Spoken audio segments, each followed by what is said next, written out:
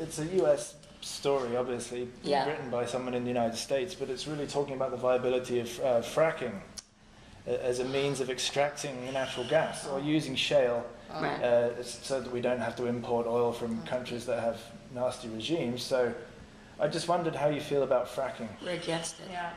Full stop. Or hydraulic fracturing, I should say, which is just to explain to the readers and viewers, it's a high pressure blasting of rock to free the latent gas. Yeah. This is part and parcel with the desperation of an addiction problem. We're addicted to fossil fuels. We're running out rapidly. George Bush there. Okay. What's that? Sorry, yeah.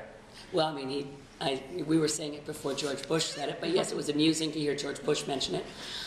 We are addicted to fossil fuels in North American society. They're clearly, for some, I think for natural gas, we've hit peak. People need to, I'm sure a lot of people watching this are familiar with the concepts of peak oil, but the reality is we're running out rapidly of cheap and abundant fossil fuels. And in our desperation to hang on to something that is in declining supply and increasing price, we're prepared to spend more money, more energy, and do more environmental damage to squeeze out the last bits, such as scraping bitumen in Alberta, such as trying to blow apart with high pressure water to liberate natural gas, at the same time running the risk of massive water contamination. And that's why it's caused so many problems south of the border. What we need to do is recognize that it's time for a national energy strategy. It's time to examine where we can meet the energy needs of Canadians, which we don't do right now, by the way. We're still more than 50% of the oil used in Canada is imported from Nigeria, from Venezuela, from OPEC countries. Sorry to interrupt, but you're probably going to have to differentiate national energy strategy from national energy plan. Right, which we do. Yeah. Because we're the only country in the OECD with no national energy strategy at all. In the absence of any articulated, considered thought process around what we're doing with energy, we continue to import more oil than we use. We import it from Nigeria, Venezuela, the OPEC region.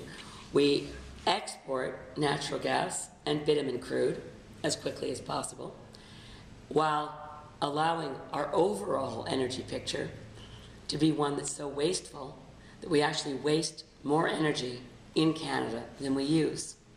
So of all the energy used in Canada, 60% is wasted to long transmission lines, to heating the outdoors, through buildings that were never designed to be energy efficient, because it all goes back to the presumption that energy was going to be forever cheap and abundant.